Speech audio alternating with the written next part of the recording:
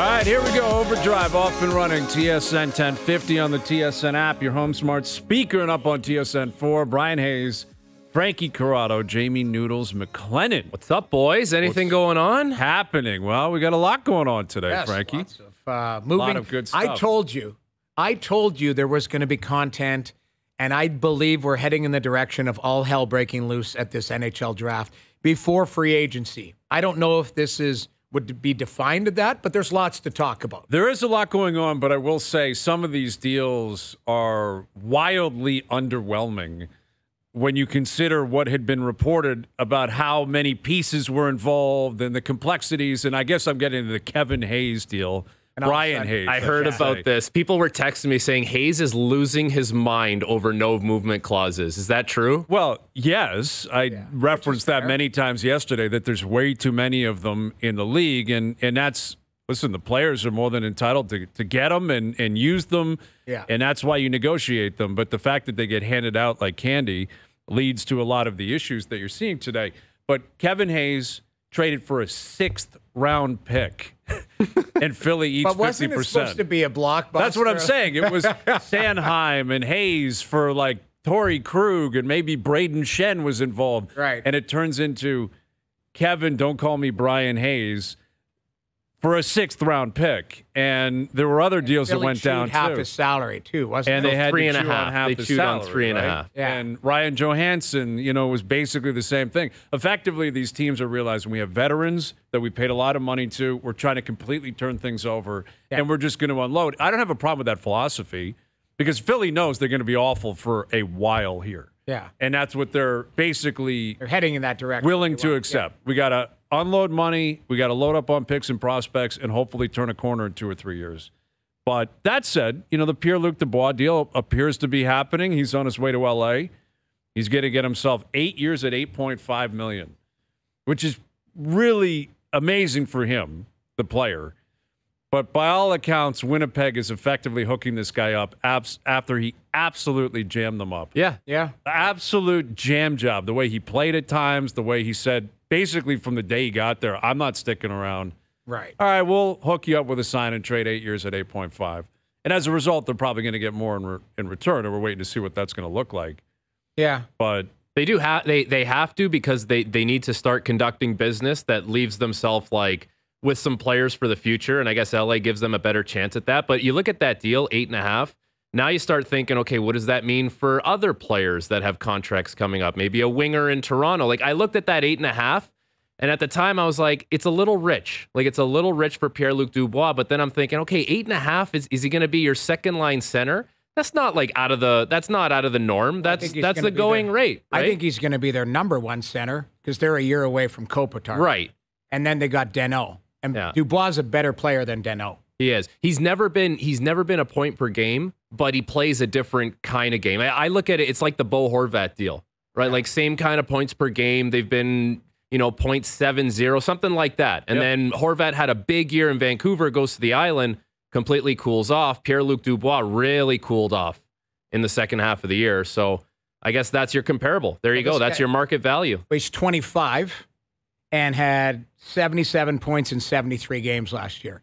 I think he's a good, and he's mean he's mean as a snake when he wants to be. when he decides he's in the mood. You're right. I'd be I'll very, take him. very careful. I like that kid. I think he he can be a bastard to play. Yes, I agree with you. And Ask Matthews about it. Remember but that in the that's my bubble? Point is, I have no problem. You're right. There's times where he disappeared, and we've discussed it on this show. He jammed up Winnipeg. There were nights where, and it's by all accounts, that might have been what Rick Bowness was talking about, that player in particular. When Rick was really blasting off. But guys. I think he's, guy's had a guy 100 penalty minutes, not shy to get under the skin. Yes, was he a suck or whatever you want to call it at certain times? But I'll take that type of irritability on my team than people who float around. He can't do it in LA, man. He cannot do it like you did it in Columbus. We all saw the shift where he didn't take a hard stride. He did it in Winnipeg now. That's it. You cannot do it in LA. Why would he stop, though? He just got paid. Well, okay, but I wouldn't trust this guy as far as I could throw him. That's the buyer beware, man. That's what. Well, they've already bought, though. Yeah. There's no more beware. You've already paid for him. But you're getting a lot of his the prime of his career. If he wants to play there. He just turned 25 like yesterday. So he's going to play as a 25-year-old on a very good team. Like I think it's a good move. Now, let's see what they gave up for him. Let's go in the other way. Yeah. That would be interesting to see because, if that's Fiala going the other way or something crazy like that, then because Winnipeg's not just getting a second rounder for that play. No, especially with the sign and trade. That's right. Why Winnipeg would do it, because it is about business. It's not about, the relationship coming to an end or whatever. It's what can we do to make sure we get the most assets in return, which is smart business for Winnipeg. Right. Dubois is gone. Fine. See you later. We'll hook you up if need be, because we're going to get more out of it. I think Winnipeg should be taking this opportunity to completely reset their organization and possibly take a step or two back. I don't get the impression like they feel they can do that or they want to do that, but I think that's what they should do. Like if Hellebuck's going to go, if Scheifele's going to go, it sounds like they might buy out Wheeler. Now Dubois is gone. This idea that you can rebuild on the fly or retool and still be a competitive team, I'm not a believer in that. No, I don't think they can be. That's been proven many, many times. You hear GMs say that. Able to do that too on the fly. Fewer and further between for me, anyways. I think there's too many teams that toil in that worst spot you can be, where you're not bad enough, but you're not good enough, and you say we're retooling. We're retooling. We're in the midst of it. Well, next thing you know, you're in the midst of it for 8 years. Right. Like that's but they have to break the danger. That core up. They went on a run. They had a couple good runs as a team, as a core, but didn't succeed. So you got to break that core up. Like that's where the interesting thing is. We talk about it in this market. They've had a good run here in regular season. Hasn't done anything. Going to run it back again by all accounts. Year 8. That's what's coming. Organization, Treliving. Yeah, but this is because the players won out. Right. Like this is not. Listen, we'd have a very different tone in this city if Matthews had said to them today, breaking news, I'm not signing here long term. Right. Then that's a different story. If Willie said, I'm not signing here long term, by all accounts, that is not the case. If anything, the opposite is the case. That doesn't mean the deals get done, right? I think Matthews is going to get done. It feels like that's somewhat of a foregone conclusion. Right. And we'll break that down when we break it down. What it looks like, the dollar amount, the term, et cetera, and the ripple effect on whatever, that contract ends up being. Willie is different. Like Nylander is a different story in terms of what he could be asking for, what the Leafs are willing to pay. I would suggest that Dubois at 8 years at 8.5, that's probably around where Willie should be then.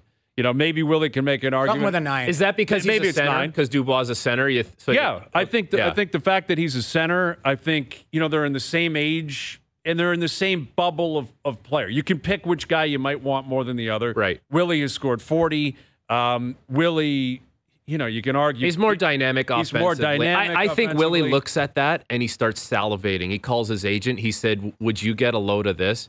He goes, now it starts with a 9 minimum. Wow, you think Nylander's that much better of a player than $500,000 better? I would say, yeah, probably $500,000. I think that's probably fair, but it's the ballpark, right? Yeah, he's not $2 million. That's what I'm saying. No, he's not $2 million. From 8.5, like that's what I was like. I hope we're on the same page. Yeah. This doesn't make him a $10.5 million. No. This makes him, like I say, I think reasonably something with a 9 in it. I agree with you. The problem is internally. The problem, and I heard you guys talking about this. The problem is internally, Mitch Marner makes 10.9, and that's what he should be gunning for. Like that's the standard set within the organization. But I will say what the team can use now and say, this is a new regime. Like this, Kyle Dubas is gone. We're not operating. Is it really a new regime? But that's what they'll tell you. Yeah. Well, listen. My argument would be now here I am representing the players. Who's running the show? Who's running the show? Yeah. It's the same guy since day one. Well, right? Sure. It's Brendan Shanahan. I think that's why Sheldon Keefe's returning. I think it's just becoming clear from my perspective. Treliving understood that what he walked into was the core 4. We'd prefer if they returned, and Sheldon Keefe returned. You sell me on what else you can do differently. And I think Treliving probably did a very good job of that. Sure. And that's the nature of business, right? If there is a hierarchy, if there are people ahead of you and they want a certain way, that's what's going to happen. But it is like the Maple Leafs and the core 4 are effectively synonymous, right? Like Treliving's trying to break off that. He tried to break off of it with his introductory presser. Right. I don't want to hear core 4 anymore. Sorry, that's not the way it works, Brad. Like if the core 4 is still here, And by all accounts, you're trying to re-sign Matthews, re-sign Willie. That means Tavares and Marner are clearly going to stick around, or you believe they probably will, and Keefe's coming back.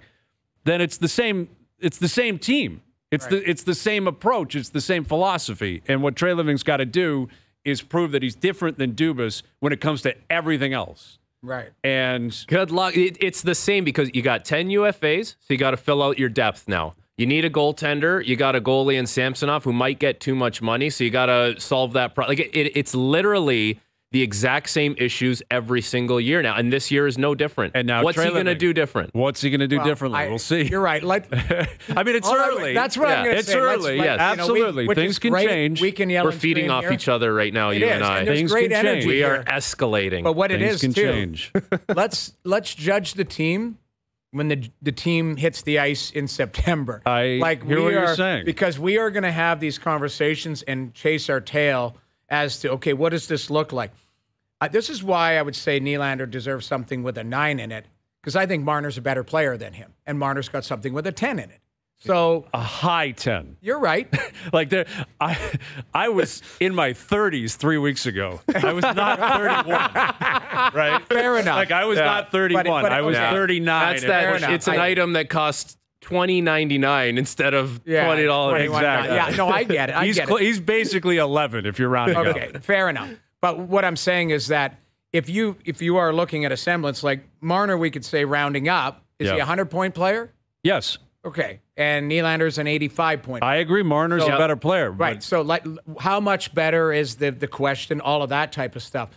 That being said, maybe they are looking at something different and the way you want to build your team. Like, there's no guarantees. Sure. And all you hear online is like, well, Erik Karlsson might be available. What are you going to do there? How would that possibly be linked to the Leafs, right? Like Mike Greer, the GM of San Jose, I guess is speaking right now. And I've just seen a quote, this is Mike Greer, the GM of the Sharks. For people who think we're going to eat 50% of his contract, Erik Karlsson, and all this type of stuff, it's probably not going to happen, end quote. But you know what it is? They have to respond to jackasses online that create trades.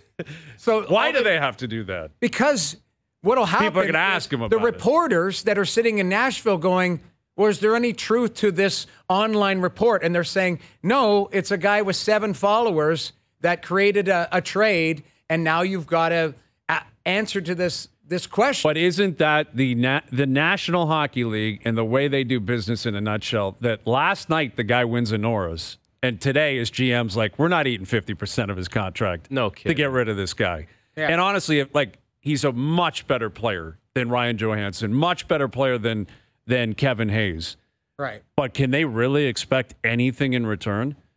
I don't think you can. In this at 100%, like if they send 100% of the contract Philly out, ate money, Nashville ate money. They got nothing in return. They got to turn him into a $9 million player. But even then, Frankie, what do you think you're getting for Erik Karlsson? You have to get, honestly, then keep him. But I'm saying, if I'm a team that thinks they're a defenseman away from being turning a corner, and I could get him as an $8 million defenseman, would you give up multiple high picks, a prospect in him? I'm not sure you have to, because I don't know if there's a market out there. I heard the Carolina Hurricanes. They said the Carolina Hurricanes, how good did Brent Burns and Erik Karlsson work for the San Jose Sharks before? Why would you do that again? Well, because they were there in the wrong time. What I'm saying, Erik Karlsson flourished the minute that Brent Burns was there. They were eating into each other. Yeah, that's why. Why would you go down that road again? He's got to be a standalone, pure offensive guy around a pretty good decor of some solid guys around him. And let him just run wild. Yeah, that's what he does best. And that's okay, now your teams have dwindled even more. I'm just saying. I don't think they're. Put it this way: I'm sure Greer wants to move him, but they're not in the business of just handing him away. He's probably doesn't have a mandate from the owners. You got to cut $11 million off your payroll because we're going to rebuild. I think I agree with you. I don't believe that'll be the case because there's a floor. They got to spend a certain amount of money anyway, and they committed to the guy. What I'm saying is, what Karlsson represents today is not representative of where San Jose is in terms of their build and what they're building towards. They're building towards 3-5 years down the road, which means Karlsson, he doesn't fit. Right? No, I get that. I understand that. But if you were a team that was desperate for him, would you give 2 first-rounders for him to make him an $8 million defenseman? I think it would. I think you need more context. I think it depends on what team you're talking about, how close they are, and also again what the rest of the market is. Right. Like Also, that's who what you I'm have saying. there. Like you don't want him like. But who are you Pittsburgh. negotiating against? Like again, using Kevin Hayes and Ryan Johansson, who are different players, but like good players can be effective. I think Hayes can still One play. guy had 100 points last and won the Norris last night. Those guys aren't even in the same stratosphere. Right, as but Erik Karlsson. they got Right. Alex Galchenyuk in a 6th rounder. Okay, are they? It's not like what I'm saying is they're not terrible. Right. It's that their contracts are so onerous that teams are like, this is what we can give you, man. Right. Take it or leave it if you want it. Yeah. I just don't believe there's going to be a massive bidding war for a guy who's got, I think, 4 years left at $11 million. I think teams might worry. It's just a too, massive like, amount of and he's been up and down the That's last the 4 thing. or 5 Don't you years. worry. Okay, like it's 101 points. It's a brilliant year. It's outstanding. It's Norris worthy. All that kind of stuff. You think there's a little part in the back of their head that's like, man, if we pull this off and we bring this guy in, he better not go back to the 50-point guy. That I think he was healthy. No, we make I know he's excuses not for healthy. a guy who makes $11 million here. Nobody even talks about that. He had 80 points. Who, Matthews? No, the captain. Oh, Tavares? Yeah. That's just a forgotten. Like that's forgotten. What is forgotten? That John Tavares makes $11 million. Who's a better player? Karlsson? Would you rather have Karlsson at 11 or would you rather have John Tavares? The at 11? Karlsson of last year, clearly I would take Karlsson. The Karlsson Karlsson's of won 2 or 3 years ago. Norrises. Yeah, but No, man. That's irrelevant, though, now. What's He irrelevant? won 2 of them. Relevant. He won I 2 won it last night. He won 2 of them 10 years ago, though. Doesn't matter. Doesn't matter. It wasn't It does 10 years matter. ago. Carey Price has won Vestas. Would you take him or would you take Shesterkin? Not even 24 hours ago, this guy was the I best understand. defenseman in the league. Then why can't he be flipped? Why wasn't he flipped at the deadline? Because he's got a contract like Roberto Luongo's. His contract sucks. He's got sucks. Dude, 11 11 and a half. $11 million for man. It's a lot of 100 money. points. I understand that, Noodles. I understand what he is. But I think it's clearly a buyer's market. And there are teams out there that are like, we don't have a lot of flexibility. So if you want to eat a lot of it, we'll take it on. That appears to be the viewpoint of the league right now. You'll take on Kevin Hayes' onerous contract. At 50%. Erik Karlsson is not, like, that's not onerous. The guy actually earned $11 million last year. He absolutely did. So that's where I don't want us to lose sight of that. Like, that's You're what right I'm trying about to that. say. I'm not disputing that last year he gave you $11 million plus worth of value. What if you trade for him and he gets 80 points? Good That's player. a point-a-game player Be as a very, very defenseman. happy with that. And he probably makes your team a lot better depending on what your team is. So I just, like, we're arguing that maybe William Nylander gets 10.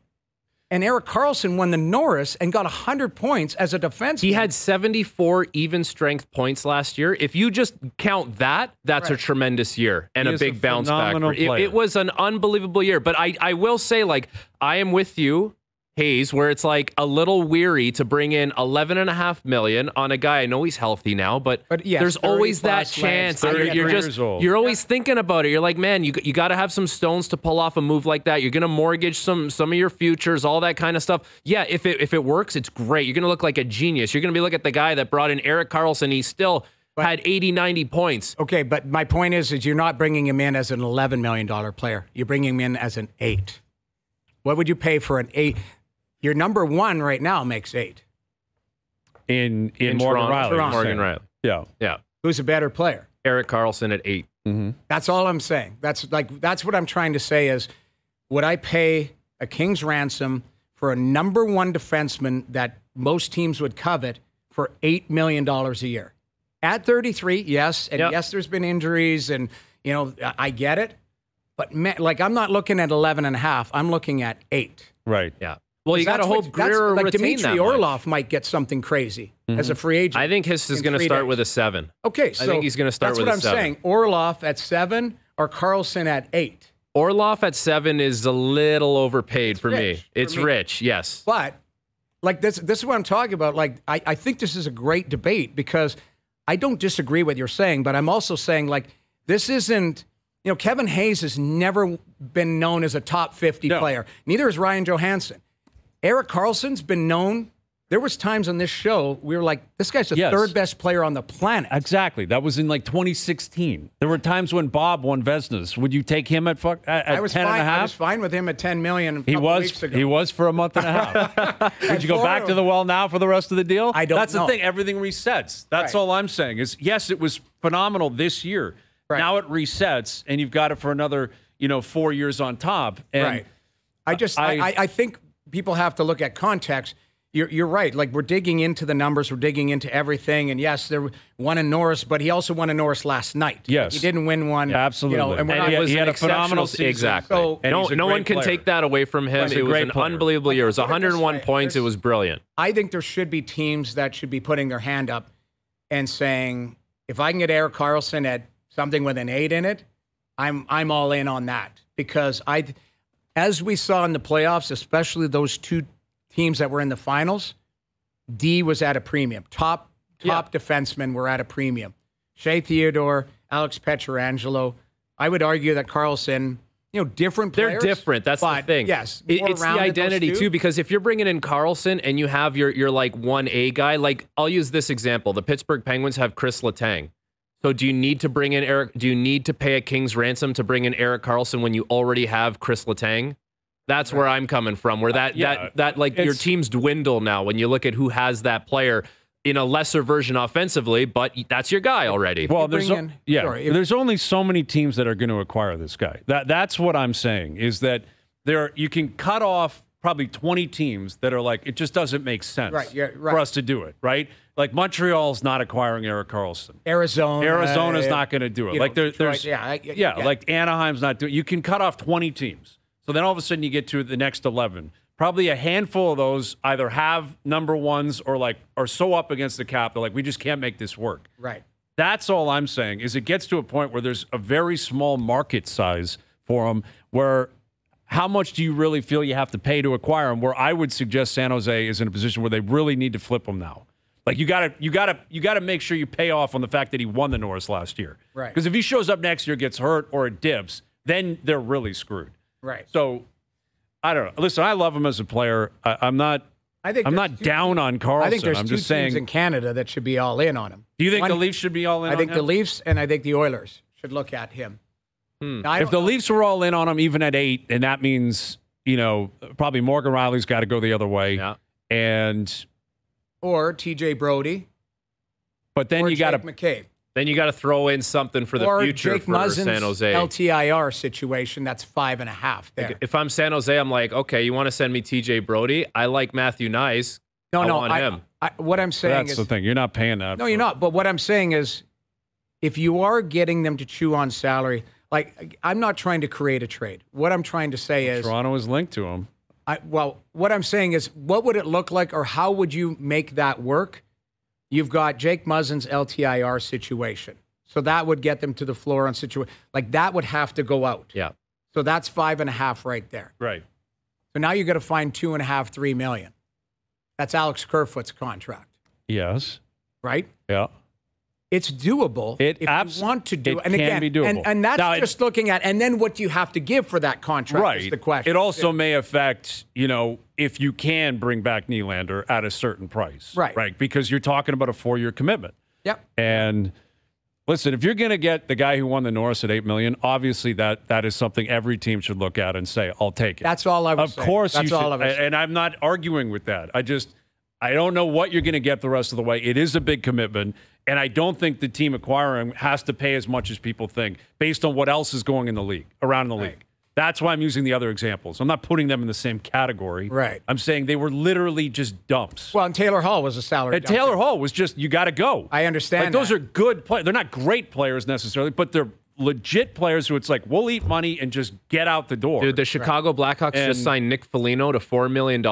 They are still under the floor, significantly, like $6 million Be under a good the floor. pro, show up on time, be a They good need to guy. continue to add and add to help that kid out. No, for sure. I totally, but that's like the finances in the league are goofy right now. They are like, very goofy. Nick And- Foligno's a great guy, unbelievable guy. He's a good player. He's going to serve a purpose there, but $4 million is basically saying we really need to get to the floor. We got to get to the floor, and we want you to basically be Reg Dunlop here. Like, be That's a the player one- coach Yeah. and just be a good guy, which Ottawa he is. did that with Ron Hainsey 2 years ago. And Foligno's just Well, quality great person, guy that'll show and up. That good leader, all of that type of Yeah. stuff. Like It'll be great to smart have play. him with Connor Bedard. Yeah. It really all will right, be. so the trade details are coming in on Dubois. We're going to catch up with Dregs. Dregs is down there in Nashville. We'll get him to break it all down. We're going to get into the Florida.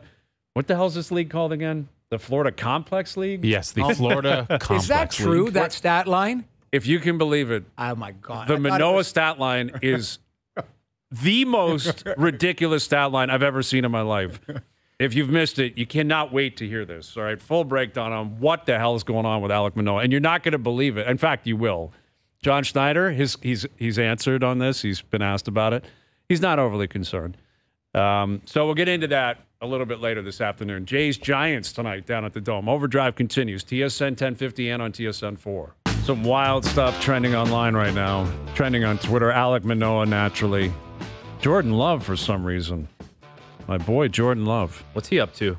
Well, I'm not sure actually. I think people are trying to convince themselves in Green Bay that this is not a rebuild and that he can be good. And listen, they've owned that division for a long time. I'm not going to sell him short. I'm not. Yeah. But, all right, Dregs just tweeted out, pending trade call, the Jets and the Kings have completed this trade. Pierre-Luc Dubois goes to L.A. With that, it's a sign and trade, 8 years, $8.5 million. Iafallo, Velarde, Kupari, and a second in 2024, which was originally the Montreal pick, is going back to Winnipeg for Pierre-Luc Dubois. It's a good haul. That's a pretty significant haul. Here's Darren Dreger, TSN Hockey Insider.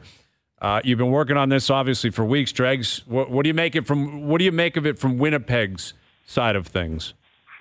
Yeah, I mean, Noodle just chimed. It's a haul. I don't think there's any other way to look at it. And you get three pieces, well, two of three for sure in Velarde and Iafallo, who are going to be contributing players. They're good young players. So Winnipeg gets NHL quality assets back. And when it came down to it, that's really what boiled this into a one-horse race, because the Montreal Canadiens weren't going to break apart their lineup or didn't have the young NHL players outside of young defense that Winnipeg was interested in. And, you know, they're not trading Arbor Jacki as an example from the Montreal Canadiens. So it got pretty limited pretty quick. And I think Pat Brisson, the agent for Pierre-Luc Dubois, told Kent Hughes and told Kevin Cheveldayoff on the weekend, maybe as early as Saturday, that Montreal was out and LA was the focus, even though Montreal did try and circle back to try and get things going.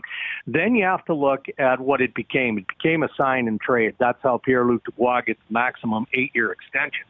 And it turns into a real complicated affair because now you're wrestling with salary caps on top of that. And I learned in this process, you know that you can be 10% over the salary cap at any point of the off season, but that's it. So what I expect now to happen is that the Winnipeg Jets will engage in a buyout process for Blake Wheeler to make this thing all come together. But the trade call, I believe, is happening right now, and they'll get this marathon process wrapped up. Dregs, how do they get to 8.5 for Pierre-Luc Dubois? Is that one of those things they took a look at the Horvat contract and then they say that's kind of the sweet spot for us to be? Was there much resistance? Like, how does that process go down?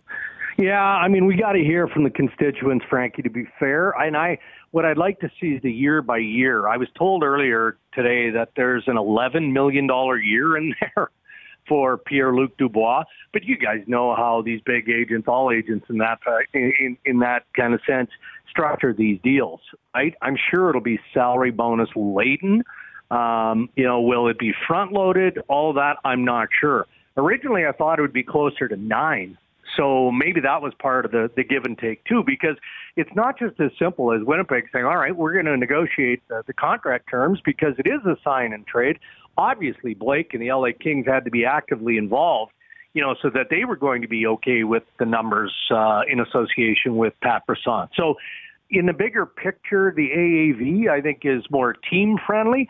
But let's have a look at the structure and how the dollars pay out. I don't think Pierre-Luc Dubois is leaving anything on the table. With Darren Dreger, TSN Hockey Insider, live from Nashville, the NHL draft tomorrow night. Brad Treliving, the GM of the Leafs, was speaking earlier this afternoon and was asked about the idea of them re-signing Auston Matthews and William Nylander. Seemed to come at it from a confident position there, Dregs, indicating that they're working on both. What is your sense of the confidence level of the Leafs that they'll actually get both guys signed long term? Well, he's super confident, right? That's just the approach of Brad Treliving.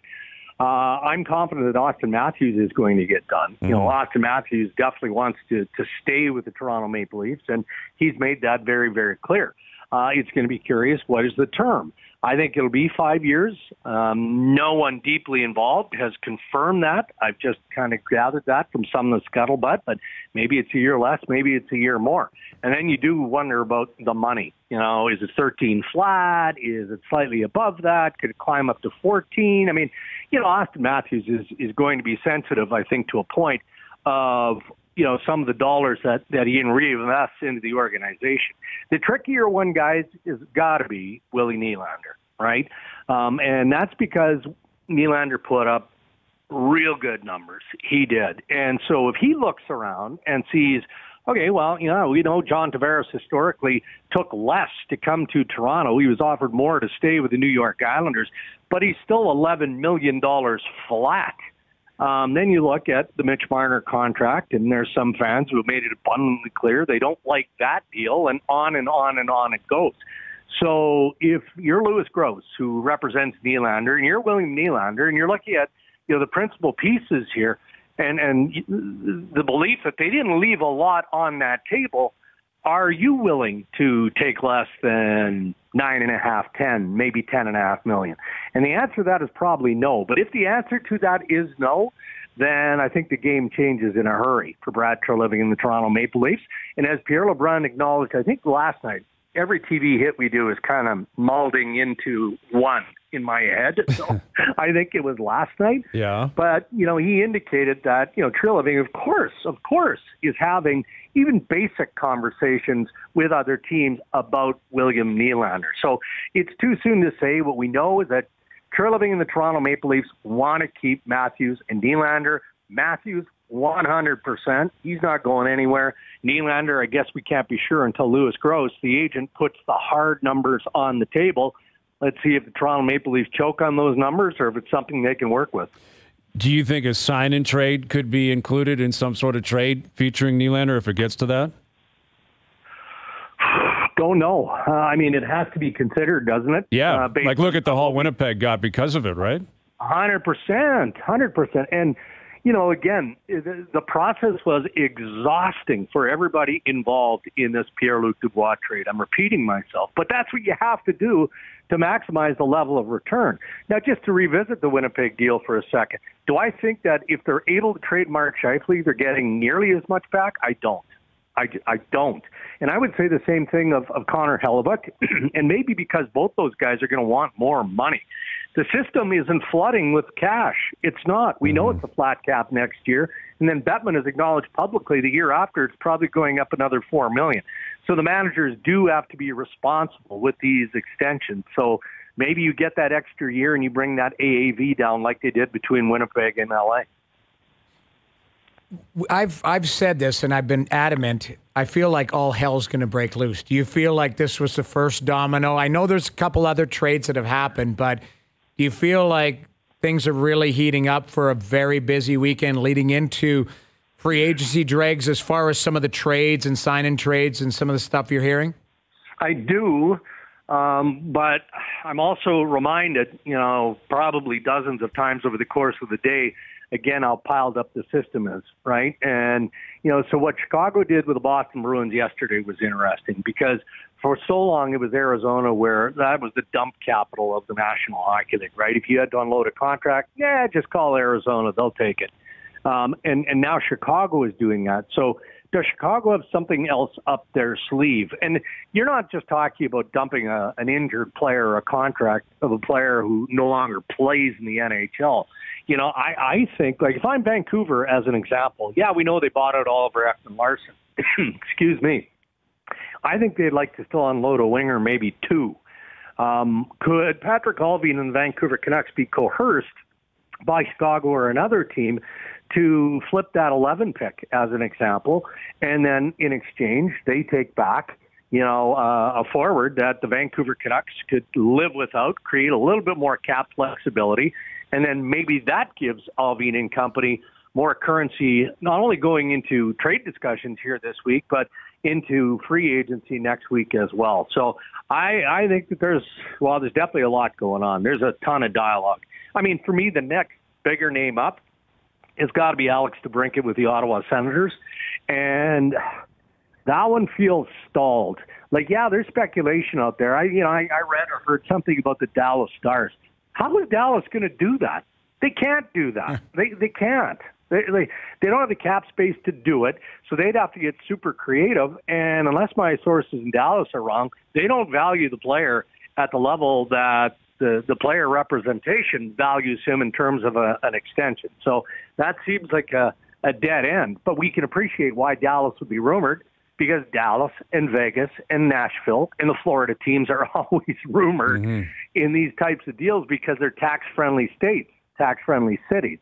There's a lot of buzz around the Detroit Red Wings and their interest in Alex DeBrincat, and I'm told that it's less than lukewarm. That was like 10 minutes ago. So it could be challenging times for Pierre Dorion and the Ottawa Senators to get something going, unless Jeff Jackson and Alex DeBrincat decide that they're willing to open things up a little bit and get more teams involved.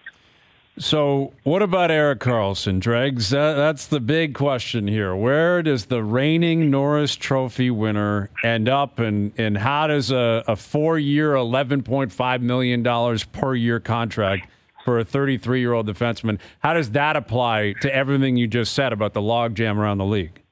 Yeah, and Mike Greer on top of that, had his media avail not that long ago and made it clear that, he doesn't think eating 50% is in the books in San Jose. And why would it? You're talking, as you say, about a 3-time Norris Trophy winner. Yeah, he's got a mammoth contract, but, owners aren't dumb people. They didn't get super wealthy because they made horrendous multi-million-dollar mistakes. And owners don't like retaining money, certainly not half of a contract where you're going to watch, a future Hall of Famer play in another uniform. So this is going to be a challenging one, and it's been that way for several months now. Again, having some fun, but it's true. It's good reporting. Pierre LeBrun talking earlier today about Brad Treliving just inquiring with Newport on Erik Karlsson, and Mike Greer of the San Jose Sharks on Erik Karlsson. But that feels to me like a fantasy play, doesn't it? How is Toronto going to do that? We've already had the conversation about Matthews and Nylander, and we know that they're having some conversation with CAA Hockey about David Kampf, less about Alex Kerfoot, but he's represented by the same agent. So, politely you inquire there. Carolina is pretty deep involved with Erik Karlsson and the San Jose Sharks. Also curious to me because I think most of us would look at the history with Erik Karlsson and Brent Burns in San Jose and just look at it and go, yeah, it wasn't a great fit, was it? Like, how much power play time can they split in Carolina, And then what has to go back the other way? And we know Tom Dundon is shrewd, so the money and the retention is going to be a big, big deal.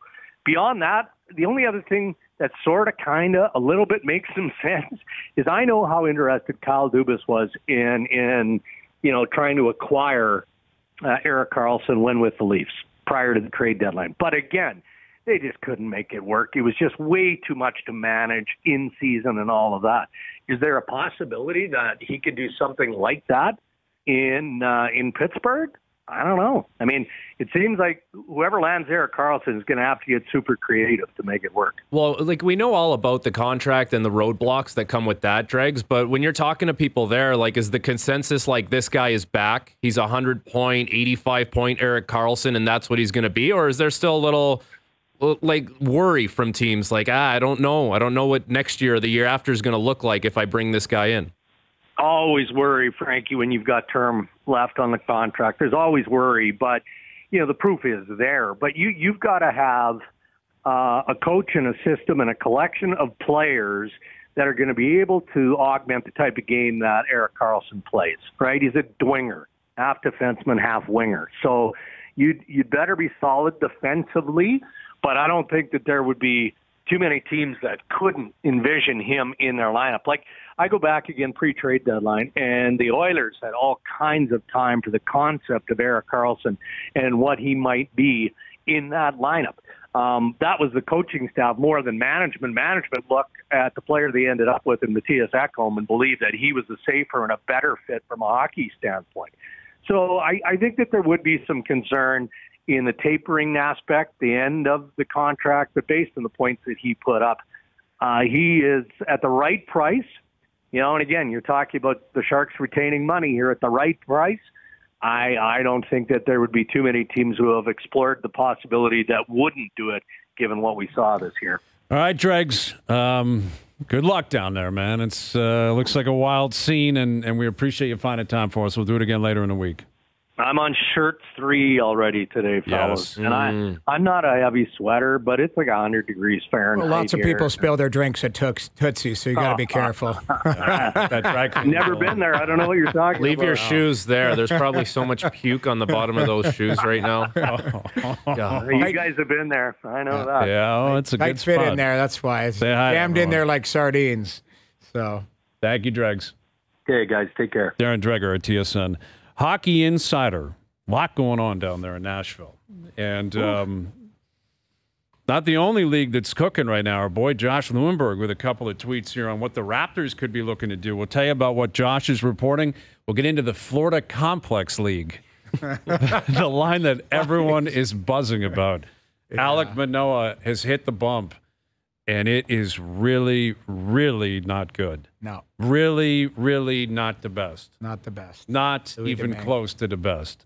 Louis Domingue hits the Florida Complex League. All right, we'll tell you more on that. OverDrive continues. TSN 1050 and on the TSN app. All right, Mike Johnson coming up in about 15 minutes. Confirm or deny still to come. Struddy coming up as well. Scott Mitchell on the Florida Complex League. And Kevin Gosman going up against his former team tonight down at the Dome. OverDrive continues, brought to you by FanDuel, bringing you everything from the opening line to the final score. So we've talked a lot of Leafs, a lot of NHL, a little bit of the Jays. We haven't really got into the details of Manoah. We will do that. But Josh Lewenberg sending out a couple of spicy tweets. Our boy J-Lou on the Raptors and Fred VanVleet and the Raptors' possible situation. Josh tweeting out, I've spoken to a few people around the league who aren't buying Houston as a VanVleet landing spot, despite reported interest. We'll see. Money talks, and Houston has the cap space to make a serious run at Fred or drive up his price. But Josh is told the Raptors remain confident they can keep him. And with free agency opening this weekend, my sense, that would be Josh Lewenberg's sense, is the Raptors' plan is to prioritize retaining VanVleet and Pirtle and expect it'll take annual salaries of $30 million plus for Fred, $20 million respectively, to get it done. At that cost, and assuming they intend to avoid the tax, they'd have to clear some money elsewhere. That could be Gary Trent Jr. probably going out. But you talk about running it back. If you re-sign VanVleet, you acquired Pirtle with the intention of signing him, clearly. Right. Like, what was the point of bringing him in, giving up a first-rounder for him to play 20 games for you They in a desperately playing need game? that kind of player, too. And they need a big. kept saying that. They needed a big that legitimately slotted everyone else properly. But this is Masai saying we believe we got enough here. And Grady Dick coming in, maybe that's enough to push us, to I'm excited to see 6th or 7th in the East? I don't know. We need to like bring down some expectations for this kid, don't you think? Like he's for coming sure. in. Like I know he's probably going to be a great shooter, but we had this conversation all summer, you and I, talking about Scotty Barnes. Mm-hmm. Like I was maybe a little more bullish. Like no, Scotty, he's taken off. Like we saw it this year, man. Like there was some growing pains in that sophomore season, and you're right. It does take these guys a little longer. So like they're bringing the same group back. I don't know what's changing. Like Nick Nurse was a really good coach. He couldn't go to the bench because he felt like he didn't have a bench. Mm-hmm. They need more options for sure. And Fred's not getting any younger, even though you bring him back. Like not helping the wear and tear for Fred. No. And we'll see it. Like it doesn't guarantee it's going to happen, but Josh is saying, and this does kind of signal how much this organization has changed over the years, where they were confident they'd keep Lowry, they did. Now they're confident they'll keep VanVleet. I wouldn't be surprised if that happens. Yeah. If that's what they want and that's what they believe. VanVleet loves living in Toronto and being a Raptor. You know, 15 years ago, those guys were gone, man. They were leaving the second. Let's say they could. bring them both back and kind of run back and add in Grady Dick. Like, is the playoffs the expectation? Like, certainly top 10 in the East would be the expectation for sure. You're talking about a new coach, possibly a new vision, style of play. But I think Frankie brings up a good point. Like, you're still dealing with depth issues here. Let's say they trade Gary Trent Jr. Right. That would relieve them of some cap issues. You know, you'd have the mid-level exception. You'd probably still go out there and acquire something else. I think Otto Porter Jr. is expected.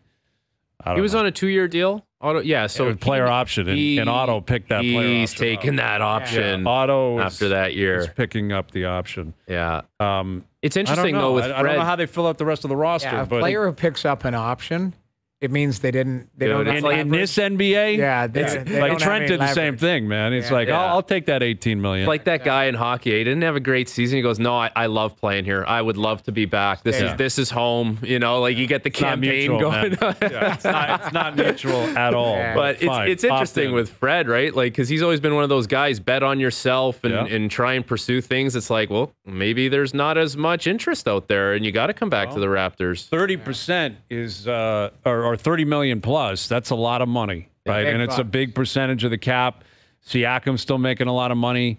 Anunoby, like you assume OG sticks around. If you go Pirtle, Siakam, OG, probably Scotty, Fred, that's your starting five. Then you got to fill out your bench, you know. And priority, man. Bench is a priority. Yep, it certainly is. They need more shooting. They need help with the backcourt. But that's what Lewinberg is reporting on. All right, hour 2 coming up. Overdrive continues. TSN 1050 and on TSN 4.